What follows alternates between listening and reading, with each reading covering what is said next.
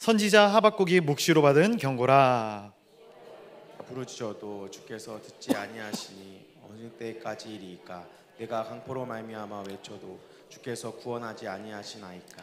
어찌하여 내게 죄악을 보게 하시며 패악을 눈으로 보게 하시나이까. 겁탈과 강포가 내 앞에 있고 변론과 분쟁이 일어났나이다. 이러므로 율법이 해이하고 정의가 전혀 시행되지 못하오니 이는 악인이 의인을 에워쌌으므로 정의가 굳게 행하여 지민이이다. 여호와께서 이르시되 너희는 여러 나라를 보고 또 보고 놀라고 또 놀랄지어다.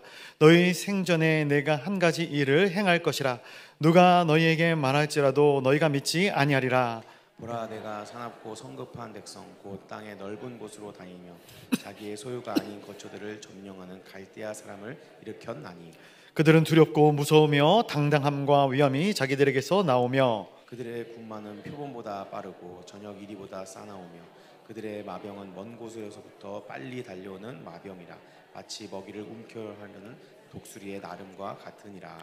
그들은 다 강포를 행하러 오는데 앞을 향하여 나아가며 사람을 사로잡아 모으기를 모래같이 많이 할 것이요.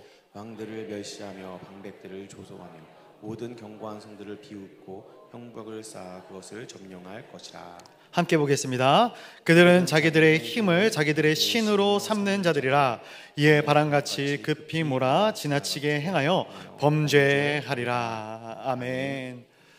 오늘도 이 수요 예배에 거룩한 주님의 존전으로 달려나온 우리 성도님들을 주님의 이름으로 환영하고 축복드립니다.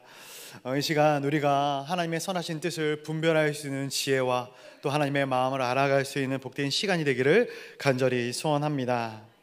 하박국서의 말씀은 우리가 많이 들었던 말씀이기도 하고 또 많이 또 알고 있는 말씀이기도 할 것 같습니다. 이 하박국서의 말씀을 통해서 한번 받은 은혜를 같이 나누고자 하는데요. 이 하박국서를 통해서 우리가 간절히 원하기는 하나님의 성품, 하나님의 마음, 하나님의 선하신 뜻이 어디 있는지를 온전히 알아가는 복된 시간이 되기를 간절히 소원합니다. 오늘 말씀을 크게 두 부분으로 나누고자 합니다. 첫 번째 나누고 싶은 부분은 하나님 언제까지 침묵하시렵니까? 입니다. 우리 1절 말씀 한번 같이 읽어보도록 하겠습니다. 1절 같이 보겠습니다. 시작. 선지자 하박국이 묵시로 받은 경고라. 아멘. 하박국은 예언자로 선지자로 부름받은 인물입니다. 그리고 그가 묵시로 받은 경고다라고 오늘 1절에서는 하박국서를 소개하고 있는 것이죠. 하박국 선지자가 하나님께 엄중히 받은 경고, 이것이 바로 하박국서의 말씀입니다. 굉장히 중요한 주제를 다루고 있어요. 그리고 이 중요한 주제를 하박국이 하나님께 질문하고 하나님께서 이 질문에 답변해 주시는 형식으로 이 말씀이 진행되고 있는 것들을 보게 됩니다. 우선 이 하박국이 누구인가? 이 하박국이라는 이름의 뜻이 있지 않겠습니까? 이 하박국이라는 이름의 뜻은 무엇이냐면 들러붙다라는 뜻이에요. 들러붙다. 이 이름의 뜻이 이래서인지 이 하박국이 하나님께 굉장히 집요하게 질문하고 있습니다. 역사의 경영에 대해서 이 질문하는 내용이죠. 그래서 이 하박국서를 한마디로 정의를 해보자면은 하나님과 하박국의 질의응답이다. Q&A 이렇게 한번 볼 수 있을 것 같아요.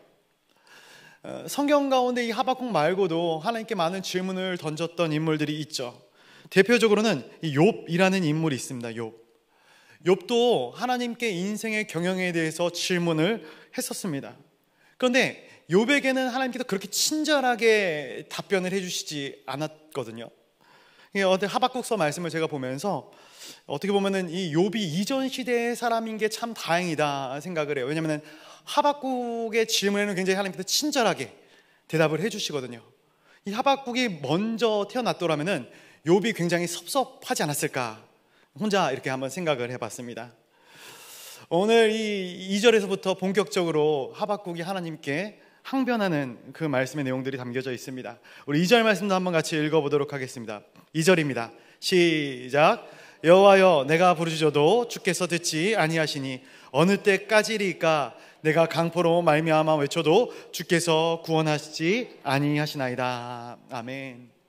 이 하박국 선지자가 무엇을 이야기하고 있는가 보니까 사회의 불의에 대해서 이야기를 하고 있는 거예요. 그런데 하나님께서 답변하지 않으신다라는 거예요. 사회가 악으로 물들어가고 있는데 하나님이 답변하지 않으신다. 말씀을 묵상하면서 이 하박국 시대나 하박국 선지자의 시대나 이 시대나 크게 다른가? 똑같다 생각을 해봅니다. 우리 성도 여러분, 이 시대가 악하다 생각합니까? 선하다 생각하십니까? 잘 모르시겠습니까?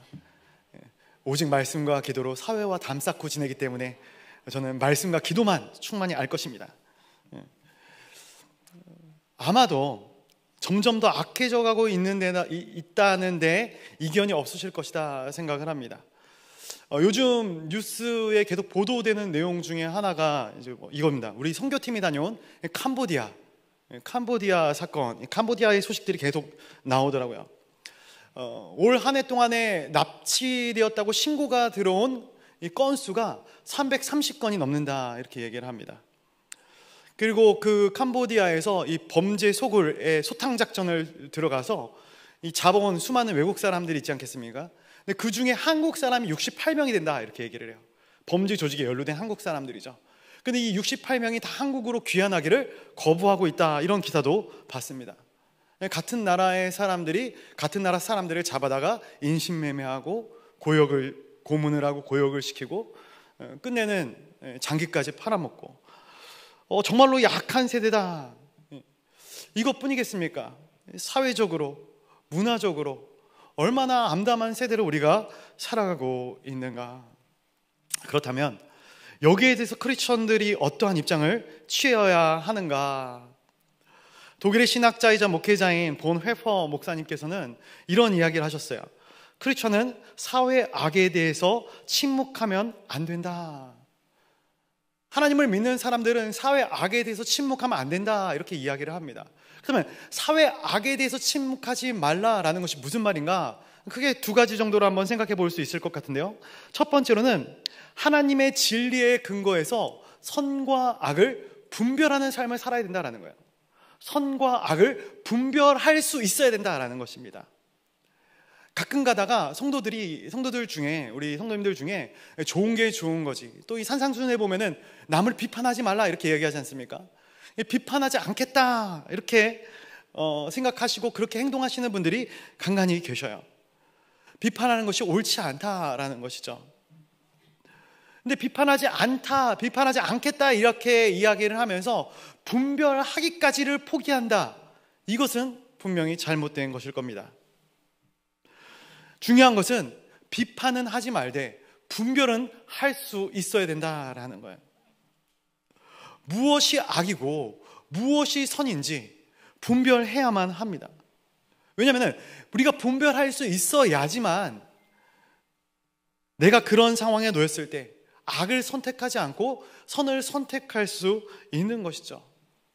말씀을 온전히 알아야지만 잘못된 말씀이 들어왔을 때 이 잘못된 말씀을 선택하는 것이 아니라 온전한 말씀을 선택할 수 있는 것이죠. 내 자녀를 바른 길로 인도할 수 있는 것이고, 이 시대의 악과 선이 무엇인지를 알아야지만 우리가 바르게 중보기도 할 수 있는 것이죠. 분별할 수 있어야 됩니다. 두 번째로 침묵해서는 안 된다는 것이 무슨 말인가?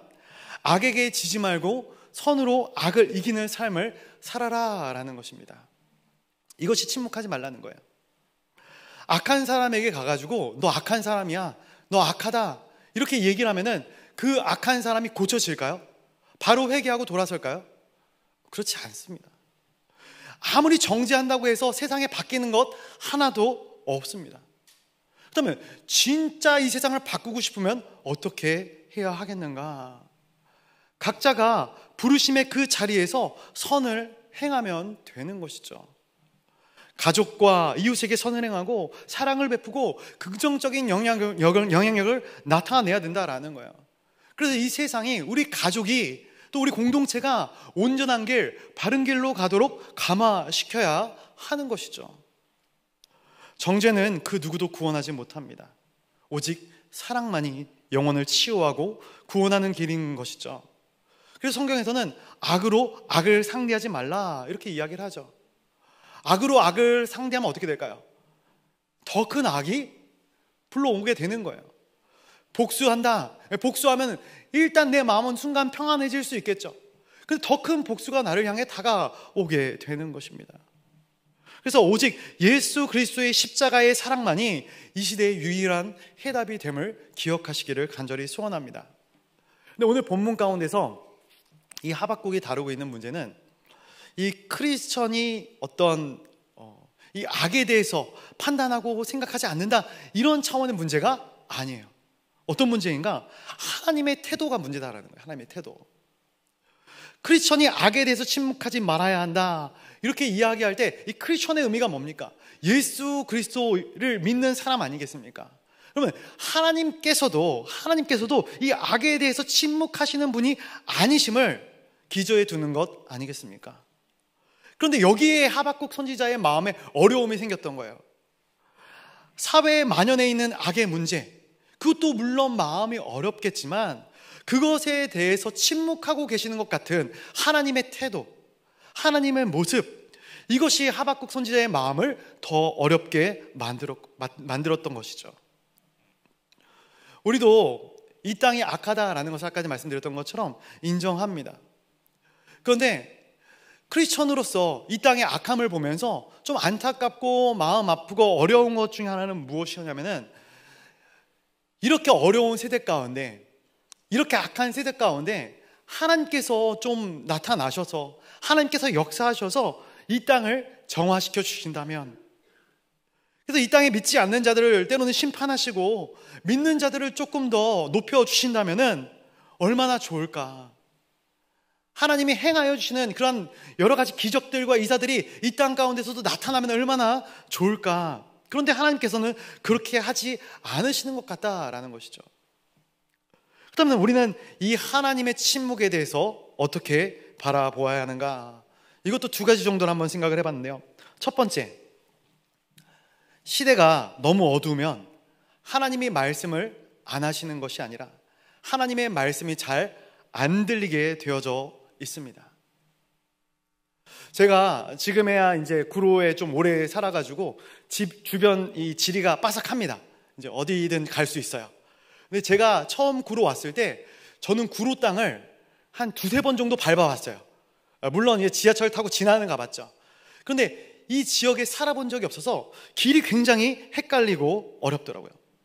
특별히 이 구로 지역 근처에는 터널이 굉장히 많습니다. 터널. 이게 굉장히 저에겐 큰 어려움이 됐었어요. 특별히 제가 굉장히 헤맸던 지역이 있는데 광명 쪽이었거든요. 지방을 갔다 광명으로 올라올 때 터널을 이렇게 지나서 광명으로 올라와서 수서 빠지는 길이 있고 광명으로 빠지는 길이 있는데 제가 거기서 길을 몇 번을 잘못 들었습니다. 또 이 광명에서 또 수서로 넘어갈 때도 마찬가지예요. 중간에 빠져나가야 되는데 빠져나가지를 못하는 경우들을 굉장히 많이 경험을 했어요. 왜 그렇게 됐냐면은 분명히 내비게이션을 켜고 가거든요. 근데 이 내비게이션을 켜고 가다가 보니까 터널 중간에서는 이 GPS가 잡히지 않더라고요. 그래서 이 뭐 속도도 알 수 없고 뭐 깜빡깜빡도 거리고 그러니까 리셋 버튼을 누르다 보니까 길이 사라져 버리는 거예요. 길이 사라져 버립니다. 그래서 가는 길에서 빠져나와서 이게 정상적으로 작동할 때까지 길을 잘 모르니까 아무 길이나 가게 되다 보니까 결국 길을 돌아가게 되더라고요. 이것이 첫 번째 상황과 굉장히 유사합니다. 우리 인생에도 이 어두운 터널의 구간이 있어요. 제가 중학교 때만 해도 기도원에 가면은 사람들이 넘쳐났습니다. 발을 디딜 틈이 없었어요. 그런데 제가 최근에 기도원을 가보니까 휑하더라고요. 없지는 않지만 그때와는 비교가 되어지지 않아요. 기도원만의 문제인가? 우리 신앙도 마찬가지입니다. 우리 신앙도 마찬가지예요. 한 사람 개인의 신앙의 문제를 넘어서서 시대적인 영적인 터널 구간을 우리가 지나고 있는 것이 아닌가 생각을 해봅니다. 먹구름이 강하게 뜨면 그 뒤로 태양이 보이지 않는 것이죠. 구약에서 이 말라기서 이후 신약 성경에 이르기까지의 시대를 이 영적 암흑기에 이렇게 얘기를 하거든요. 하나님이 침묵하시는 것 같은 시간이 존재한다라는 거예요. 근데 이것이 굉장히 두려운 일이 아닌가 싶어요. 왜냐하면은 이 침묵기에는 개인의 신앙생활을 아무리 열심히 할지라도 시대 전체가 이 영적인 침체에 빠지게 되어 있어서 영적인 침체 가운데 있어서 우리가 아무리 기도하고 아무리 하나님께 부르짖어도 잘 응답되어지지 않는 그러한 시대가 있게 되는 것이죠. 그래서 이사야서 55장 6절에 이사야가 이렇게 이야기를 합니다. 너희는 여호와를 만날 만한 때에 찾으라. 가까이 계실 때에 그를 부르라. 아무 때나 내가 부르면 하나님이 내 곁에 계시고 하나님의 음성을 들을 수 있는 그런 좋은 시즌이 아니다라는 거예요. 시즌이 다르다라는 거예요. 그래서 이 이사야는 하나님이 반응해 주는 그때, 그 시즌, 그때 하나님을 찾으라라고 이야기를 하고 있는 것이죠. 하나님의 침묵에 대해서 우리가 어떻게 바라봐야 되는가? 두 번째로는 우리는 하나님의 이 사랑의 인내를 하나님의 침묵으로 오해하는 경우가 있다라는 것입니다. 다시 한번 말씀드립니다. 하나님의 인내를, 하나님의 사랑의 인내를 하나님의 침묵으로 오해하는 경우가 있다라는 거예요. 크리스천들도 그런 오해를 받을 때가 있습니다. 평화를 위해서, 크리스천으로서 덕스럽지 못한 행동을 피하기 위해서 참는 것이죠. 불의한 일을 당하는 것이죠. 그리고 뒤로 가서 눈물로 기도하는 거예요. 그 영혼을 위해서, 그 사람을 위해서 기도하는 거예요. 그것이 가정이든 회사이든 교회이든 국가이든 옳지 못한 것을 보았을 때 포기했기 때문에 침묵한다, 이것이 아니죠. 불의를 행하지 않기 위해서, 또 그 사람을 위해 더 기도하기 위해서 침묵하는 것이죠. 포기했기 때문에 침묵한다, 이것이 하나님의 마음이 아니고 아직 사랑하고 계시기 때문에 침묵하는 것이죠. 왜 침묵하는가? 아직 소망이 있기 때문에 침묵하는 것입니다. 만약에 하나님께서 이 땅 가운데 소망의 그러한 이 기준이 소망이 없다라는 생각, 그런 판단이 쓰셨다면은 그때 바로 이 땅 가운데 징벌과 심판이 임하게 되는 것입니다. 이 땅은 끝나게 되는 것이에요. 하나님의 인내는 이 땅에 소망이 있다, 아직도 이 땅 가운데 기회를 주시기 위한 이 침묵인 것이죠. 하박국 선지자의 항변이 계속 이어집니다. 우리 3절 말씀도 한번 같이 읽어보도록 하겠습니다. 3절입니다. 시작. 어찌하여 내게 죄악을 보게 하시며 폐역을 눈으로 보게 하시나이까? 겁탈과 강포가 내 앞에 있고 변론과 분쟁이 일어났나이다. 아멘. 선지자가 볼 때 하나님 이렇게 악이 세상에 창궐하는데 하나님 가만히 계시면 안 되는 것 아닙니까? 이렇게 하박국이 하나님께 질문을 던지는 것이죠. 이 하박국의 이 답답한 마음이 말씀을 보면서 어느 정도 이해가 되어집니다. 그런데 한 가지 제가 말씀을 보다가 생각나는 것은 이런 것이었어요. 사회의 정의가 지켜져야 된다, 이러한 고집을 우리가 막 피우지 않습니까? 이 땅이 잘못됐어, 목사님의 말씀이 잘못됐어, 교회가 잘못됐어. 물론 잘못돼서 잘못됐다 이야기할 수 있죠. 그런데 그러한 것들을 강조하면서 계속 잘못됐다는 것들을 이야기할 때 아주 큰 오류가 있어요. 뭐냐면은 내가 하나님보다 의로운 척을 하게 되어져 있다라는 거예요. 내가 하나님보다 더 높은 포지션을 차지하는 인물들이 이 땅 가운데 얼마나 많은지 모르겠어요. 하나님이 괜찮다, 하나님이 인내하고 있는데 하나님 그렇게 하면 안 되죠 라고 이야기를 하는 것이죠. 정말 우리가 경계해야 되는 부분이 아닌가. 과연 하나님 이렇게 하는 것이 올바른 것입니까? 이것을 질문하는 것이 신학적으로는 신정론, 이렇게 얘기합니다. 신정론. 요즘 다원주의 시대에 정치적 올바름이라는 표현을 쓰지 않습니까? 정치적 올바름, 가치가 좀 명확하지 않기 때문에 무엇이 옳은 것이냐, 근데 하나님에 대해서 하나님이 옳으신 거냐, 하나님이 틀리신 거냐, 이것을 이야기하는 것이 바로 신정론, 신과 정의론, 이렇게 이야기를 하는 것이죠. 그래서 20세기 최고의 변증가인 C.S. 루이스가 쓴 책 중에 하나가 이런 책이에요. 피고석의 하나님이라는 책이에요. 무슨 내용인가? 많은 사람들이 피고석에서 이 하나님을 앉혀놓고 신문한다라는 것이죠. 과연 당신이 이렇게 하는 것이 옳습니까? 이렇게 신문하는 것이에요. 이 신정론에는 큰 두 가지 질문이 있는데 이 두 가지 질문이 동전의 양면과도 같습니다. 첫 번째 질문은 무엇이냐면은 왜 하나님은 악인을 징계하지 않으시고 가만히 두시는가? 두 번째로는 이겁니다. 왜 하나님은 선인들을 힘들게 하시는가? 왜 의인들에게 고난을 주시는가? 비슷하지만 다른 질문입니다. 이 질문의 유형을 보면은 첫 번째가 하박국 선지자의 질문이고요, 두 번째가 이 욥이라는 인물의 질문인 것이죠. 욥은 하나님을 경외하는 의인이었어요. 그런데 하나님, 나는 의롭게 살려고 최선을 다해 노력을 했는데 왜 이렇게 나를 고통스럽게 하십니까? 이런 질문을 던지고 있는 것이죠. 그런데 오늘 이 본문 2절과 3절을 연결해서 보면은 사실 이 하박국 선지자는 이 첫 번째와 두 번째 질문을 다 하고 있는 거예요. 이게 무슨 말인가? 하나님이 악인을 가만히 두시니까 의인들이 고통을 당하고 있지 않습니까? 악을 허락하시니까 의인들이 고통당하고 있는 것이 아닙니까? 라고 이 하나님에 대해서 문제제기를 하고 있는 것이죠. 도대체 앞에서 저 목사가 무슨 얘기를 하고 있는가, 이런 눈으로 저를 쳐다보시는 분들이 계신데, 좀 어려울 수 있지만 굉장히 중요한 얘기고 우리의 삶에 굉장히 밀접한 부분에 맞닿아 있는 이야기입니다. 철학적인 질문을 넘어선 우리의 삶에 대한 질문이에요. 굉장히 현실적인 부분인데 이런 것이죠. 내가 중병에 걸리거나 내가 사업에 실패하거나 가정에 문제가 생기거나 영적으로 공격을 당하거나 이렇게 하면 우리가 기도 가운데, 우리의 인생 가운데 바로 튀어나오는 질문, 바로 튀어나오는 이야기가 무엇이겠습니까? 하나님, 어디서 무엇 하고 계십니까? 하나님, 왜 저를 안 도와주십니까? 하나님, 왜 이런 고난으로부터 저를 건져주시지 않으시는 것입니까? 이런 원망이 쏟아져 나오게 되는 것이죠. 이것이 인간의 너무나 당연한 반응입니다. 미국의 여성 제자와 소그룹 운동인 이프 게더링의 이 창시자이자 리더인 이 제니 앨런이라는 인물이 있습니다. 이 제니 앨런이라는 인물이 인도한 이 성경 공부 수료자만 해도 500만 명이 넘는다고 합니다. 굉장히 유명한 인물이에요. 그리고 성령에 충만한 사람입니다. 근데 그가 쓴 책 중에 보니까, 오늘 책 얘기를 좀 많이 하는데, 그가 쓴 책 중에 당신의 머릿속에서 나오라라는 책이 있어요. 이 책의 내용은 이 제니 앨런의 경험담이거든요.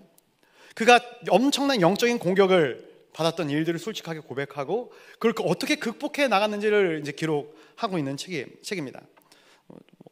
간단하게 이 책의 내용들을 좀 보면은, 이 제니 앨런이 자신의 고향 교회에서 집회가 열려서 이 집회차 고향을 방문했다 합니다. 아무래도 이제 고향이기 때문에 또 즐거운 마음으로 내려가서 이 강의를 하지 않았겠습니까? 첫 번째 이제 강의를 하는데, 이 교회에서 첫 번째 강의를 하는데 굉장히 큰 교회입니다. 이러한 강의를 했다고 그래요. 여러분, 사탄과 그 졸개들이 아무리 여러분을 공격할지라도 두려워하지 마십시오. 강하고 담대하십시오. 그리스도께서 우리를 해방시키셨습니다. 이게 첫 번째 강의의 내용이었습니다. 이제 이 첫 번째 강의를 잘 마치고 로비로 나와서 이 성도들과 같이 사인회도 하고 또 이제 친분 있는 성도들과 이야기도 나누고 있는데, 이제 두 번째 강의 시간이 돼서 성도들이 다 들어가고 이제 제니 앨런만 딱 남아 있었다 합니다. 그런데 어떤 한 여자가 이 제니 앨런에게 다가오더니 이렇게 이야기를 하는 거예요. 내가 너를 해치러 왔어. 우리에 대해서 이야기하는 것을 이제 멈추지 그래. 이렇게 제니 앨런에게 이야기를 했습니다. 이 여인이 얼마나 놀랐겠습니까? 미국은 우리가 또 아실 분들 아시겠지만 사탄주의 교회들도 굉장히 많이 있죠. 이 여인이 누구인지 책에 기록되어져 있지 않지만 그런 이야기를 하고 이 두 번째 강의 어쩔 수 없이 시간이 돼서 들어갔다 합니다.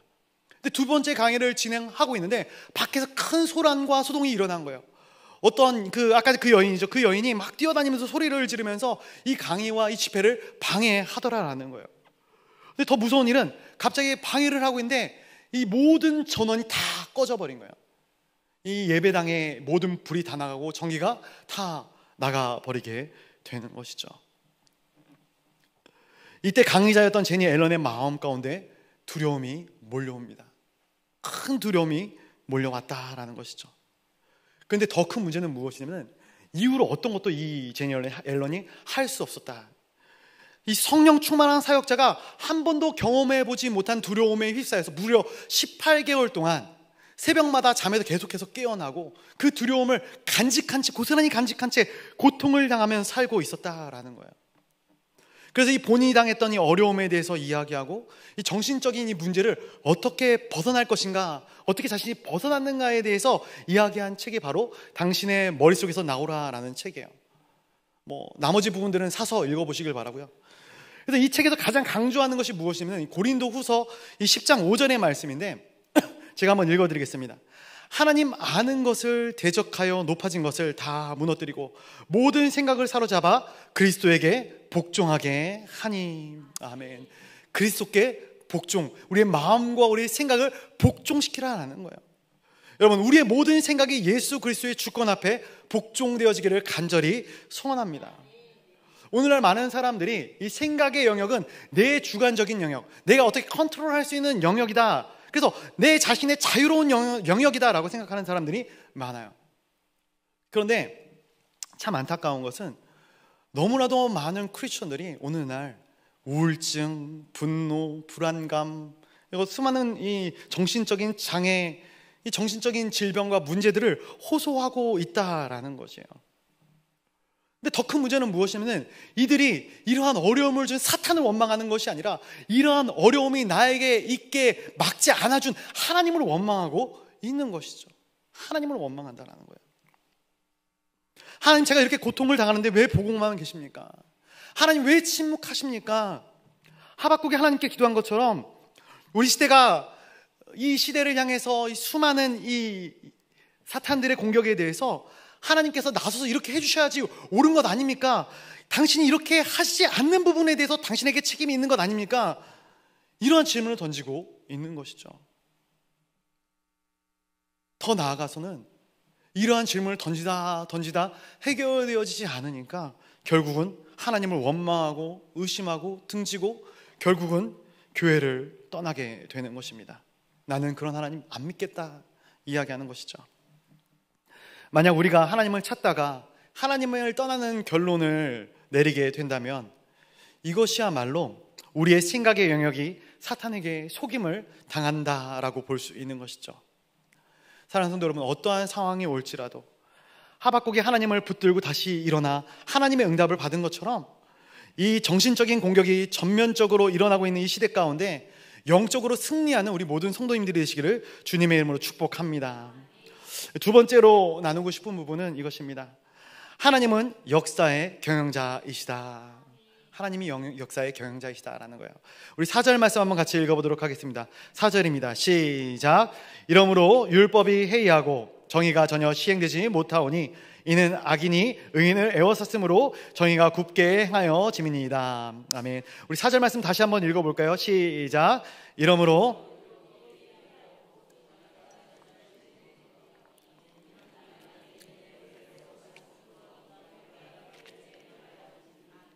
아멘. 율법과 정의가 지켜지지 않고 시행되지 못한다. 이 시대가 정의에 대해서, 공정성에 대해서 이야기를 합니다. 그러나 사회는 역행하고 있는 것이죠. 계속해서 정의를 추구하지만 세상을 바라보면 반대 방향으로 가요. 비리와 부패도 심해지고요. 젊은 세대의 절망감도 점점 더 커져가고 빈부의 격차도 커지고 특별히 제가 보니까 가정 안에서의 범죄도 굉장히 커지고 있다, 이런 소식이 들립니다. 그럼 왜 도대체 이렇게 되는 것인가? 간단합니다. 인간이 아무리 정의를 이야기하고 정의를 추구하고 나아갈지라도 정의를 외치는 그 인간의 마음 자체가 정의롭지 못하기 때문에 정의를 외치는 것조차 아무런 의미 없는 일이 되어져 버리고 마는 것이죠. 그러니까 하박국 시대에 하나님을 믿는 이스라엘 백성들, 이 백성들이 지금 살아가고 있는 것이에요. 그런데 하나님을 믿는다 하지만 제사장들과 선지자들이 나서서 하나님의 말씀을 가볍게 여기는 거예요. 왕과 관료들이 나서서 정의를 무너뜨리고 있는 것입니다. 우리말로 하면 이런 것이에요. 법을 아는 사람이 법망을 피해 나가는 것 같이. 율법적이다. 율법을 중요하는 사람들이 율법의 이 약점을 가지고 율법을 어기고 있는 것이죠. 교묘하게도. 여러분, 이 세상은 악이 창궐하는 사회로 갈 수밖에 없습니다. 우리가 아무리 최첨단을 달리고 문명의 어떤 엄청난 화려한 시스템 안에 살아간다 해도 목회자들이 말씀을 가볍게 여기고 정치인들이 나서서 법망을 빠져나간다면, 공의를 무너뜨린다면 아무리 미래 사회에 대한 비전을 제시해봤자 소용없다라는 거예요. 결국 이 땅은 악을 향해서 가게 되어져 있는 것이죠. 그리고 그런 사회는 하나님 보시기에 굉장히 위태로운 사회가 되는 것입니다. 이러한 시대를 성경 가운데서 보자면은 그 창세기에 나오는 노아의 시대가 아닐까 생각합니다. 창세기 6장 5절 말씀 제가 한번 읽어드리겠습니다. 여호와께서 사람의 죄악이 세상에 가득함과 그의 마음으로 생각하는 모든 계획이 항상 악할 뿐임을 보시고. 아멘. 하나님은 오래 참으시는 하나님이시죠. 하나님의 오래 참으심은 우리가 당해야 할 그 고통을 대신 감당해 주시면서 오래 참아주시는 그 참아주심입니다. 그런데 그런 중에도 하나님의 심판이 임할 수밖에 없는 분위기가 어떤 분위기인가를 이 창세기 6장 5절에서 이야기해주고 있는 거예요. 왜 노아의 시대에 홍수 심판이 일어났는가? 그런 사회 분위기가 이 창세기 6장 5절에 나오는 것이죠. 모든 사람의 생각이 항상 악하다.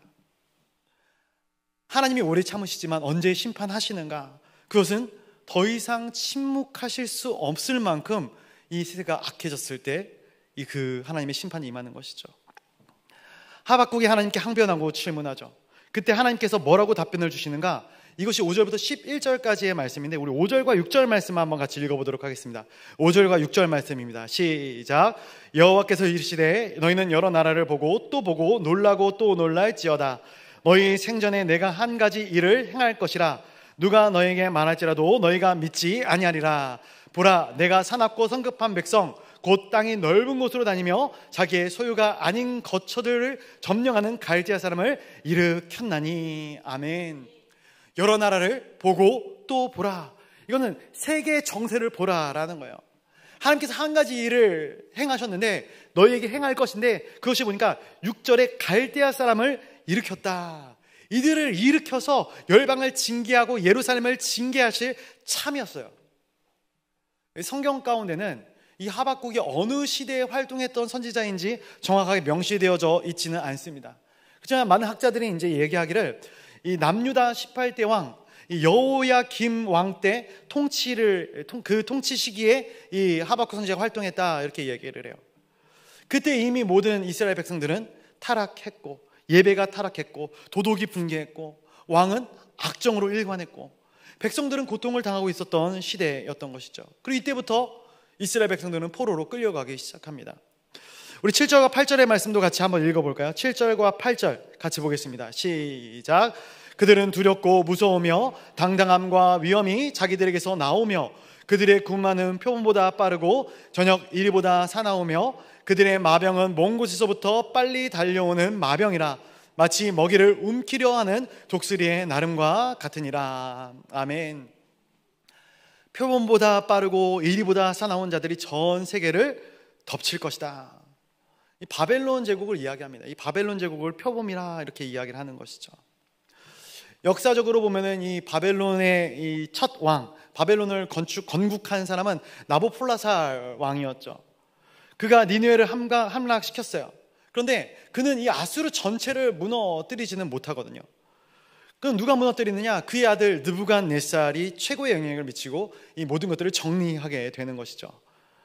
기원전 605년에 이 갈그미스에서 아수르와 바벨론의 전면전을 벌이게 되는데 이 아수르가 혼자의 힘으로 바벨론을 상대할 수 없기 때문에 애굽도 부르고 또 이 튀르키에 있는 이 리비아나 레바논 이쪽 크게 4개 정도의 나라를 연합해가지고 이 바벨론과 맞서 싸웁니다. 그럼에도 불구하고 이 바벨론 하나를 당해내지 못하는 것이죠. 압도적으로 이 바벨론이 승리하게 됩니다. 바벨론은 이 아수르를 점령했을 뿐만이 아니라 이집트까지 그 영향력을 넓히게 되고 그리고 이 예루살렘까지도 이 점령을 하게 되는 것이죠. 그래서 예루살렘에서 1차 포로로 사람들을 잡아간 것이에요. 그러니까 하나님께서 이 말씀을 하신 후에 얼마 있지 않아서 하나님께서는 이러한 사건들을 일으키셨다라는 것을 보게 됩니다. 근데 지금 이 말씀을 제가 좀 장황해서 다 이해하실지 모르겠지만 이런 뉘앙스예요. 하박국이 하나님이 악한 세상에서 무엇을 하고 계신 것입니까? 질문하는 것 아니겠습니까? 근데 그 질문에 대해서 하나님이 이렇게 답변을 해주시는 것 같아요. 사실 나도 무언가를 하고 있기는 하단다. 하나님이 아무것도 안 하고 계신 것이 아니라 지금 이 역사를 움직이셔서 무언가를 하고 계시려고 하나님께서 다 일을 하고 계셨다라는 것이죠. 하나님, 악인들을 가만히 두시면 안 되지 않습니까? 이렇게 이야기하는 하박국. 그리고 우리들도 그런 이야기를 하지 않습니까? 그런데 그렇게 이야기를 하기 전에 우리가 반드시 기억해야 할 한 가지가 있어요. 하나님, 왜 이 악한 세대를 가만히 두십니까? 이때 우리가 간구하는 것, 우리 역시 이 악한 세대의 일부다라는 것, 결단코 망각해서는 안 되는 것이죠. 예전부터 하박국 선지자를 묵상하면서 이 하박국 선지자는 진짜 할 말 다 하는 사람이구나, 이런 생각을 많이 했습니다. 성경에서 굳이 비슷한 인물을 찾아보자면은 요나 같은 인물이죠. 자기 속에 있는 말들을 다 하나님께 꺼내는 거예요. 오늘날 교회에 이 하박국과 같은 이 성도님이 계시다면 목사님들이 얼마나 부담스러울까, 그죠? 목사님이 설교하면은 설교한 대로 그냥 아멘 하면 좋은데, 목사님 이게 왜 그러냐고, 저건 왜 그러냐고, 이해가 안 된다고, 하나님이 선악과는 왜 만들었냐고, 선하신 하나님이 왜 이런 심판을 하시냐고, 이런저런 질문들을 막 던지는 것이죠. 그러니까 말씀을 수용하는 대부분의 성도님들이 볼 때, 그런 성도님들을 바라보면은 저 사람 참 도마 같다, 의심이 많구나, 저 사람 참 목사님 귀찮게 하네. 근데 정말로 그럴까? 20세기 기독교의 저술가로 탁월했던 이 필립 얀시라는 인물이 있습니다. 필립 얀시라는 분이 계신데, 이분이 많은 책을 썼는데 그 중에서도 이 교회, 나의 고민, 나의 사랑이라는 책이 있어요. 왜 이 말씀을 드리냐면, 이 필립 얀시라는 사람이 젊었을 때 굉장히 질문이 많았던 사람이거든요. 예배가 끝난 후에 목사님을 찾아가서 질문을 했다 합니다. 설교에 이런 부분이 있는데 왜 그렇습니까? 목사님뿐만이 아니라 다른 성도님들에게도 하나님이 도대체 왜 그렇게 하셨을까요? 성경은 왜 이렇게 써 있습니까? 이런 질문을 했다 해요. 근데 그럴 때마다 그에게 돌아오는 답이 뭐였냐면은 그냥 믿어라라는 거예요. 그냥 믿어라. 제가 어렸을 때 많이 들었던 말이거든요. 저도 굉장히 호기심이 왕성했던 사람이어서 전도사님들에게, 목사님들에게 많은 질문을 던지며 귀찮게 굴었었죠. 질문을 할 때마다 성경에 써 있는 그대로 믿으면 돼, 그냥 믿으면 되지 왜 그걸 안 믿고 그러냐, 핀잔을 오히려 주시더라고요. 필립 얀시도 그러한 취급을 당했다라는 거예요. 그래서 이 청년 필립 얀시가 교회에서 박대를 당하고 교회를 나가서 다른 교회로 또 갔는데, 그 교회에서 똑같이 하니까 그 교회에서도 똑같이 박해를 당하고 비난을 당하고 또 이 교회를 그렇게 떠돌아다녔다라는 거예요. 제가 양육을 하거나 세례 교육을 하면서 마지막에 항상 드리는 말씀이 있어요. 뭐 저희 양육을 받으셨던 분들은 아시겠지만, 성경을 보시다 보면은 궁금한 것들이 분명히 생기거든요. 궁금한 것들, 또 양육을 듣다 보면 궁금한 것들이 생겨요. 세례 교육도 마찬가지. 궁금한 것들 있으면 질문하셔라. 질문한 사람 있었을까 없었을까요? 거의 없더라고요. 거의 없지만 아예 없는 것은 아닙니다. 지금도 아예 없지 않은 그 성도님 중에 한 분이 기억이 많이 남는데, 저희 교회분은 아니에요. 이분은 이제 노량진에서 공무원 시험 그 역사 쪽 강의를 하시는 선생님이셨거든요. 근데 이분과 같이 양육을 하는데 한 30명 정도가 이제 양육을 같이 했었어요. 근데 30분 중에 딱 이분만 시도 때도 없이 질문을 하는 거예요. 그리고 저는 그 질문에 대해서 답변을 막 드렸죠. 저희 아내가 하도 제가 이렇게 답변을 계속 하고 있으니까 누구랑 그렇게 카톡을 하냐고, 누구한테 그렇게 연락을 하냐고, 이렇게 역정을 낼 정도로 많은 질문을 던지셨던 분이시거든요. 그런데 저는 그 질문이 굉장히 감사하더라고요. 말씀에 대한 갈급함이 있다는 것 아니겠습니까? 영적인 고민이 있고 영적인 갈급함이 있기 때문에 이 필립 얀시라는 사람이 이 위대한 저서들을 많이 기록하는 사람이 될 수 있었다 생각을 합니다. 세상에 좋은 질문, 나쁜 질문은 없습니다. 다 좋은 질문이에요. 특별히 말씀 안에서는 더더욱 그렇습니다. 그래서 이 땅 가운데는 저는 하박국 같은 사람이 반드시 필요하다 생각을 해요. 교회 안에서도 마찬가지입니다. 우리 역시 말씀에 대해서 그냥 이해가 되지 않을지라도 아멘 하고 넘어가는 것이 아니라, 무지성으로 이 말씀을 받아들이는 것이 아니라, 이 말씀에 모르는 부분, 궁금한 부분이 있으면 언제든지 질문하셔야 되는 거예요. 목자들에게, 교육자들에게 질문하셔야 되는 거예요. 왜? 그것이 옳아요. 오늘 이 하박국서 말씀을 보면서 하나님께 하박국이 좀 어떻게 보면 무례하게 질문하고 있지 않겠습니까? 그런데 하나님께서는 그 질문을 다 받아주셨어요. 제가 왜 하나님께서 하박국이 무례한 질문을 다 받아주셨을까 곰곰이 생각을 해보니까, 이 하박국 선지자의 마음이 이 세대를 안타까워하고 이 세상의 악한 일들, 악한 쪽으로 흘러가는 그 마음을 안타까워하는 그 마음이 사실은 하나님의 마음이었기 때문에 그렇지 않는가.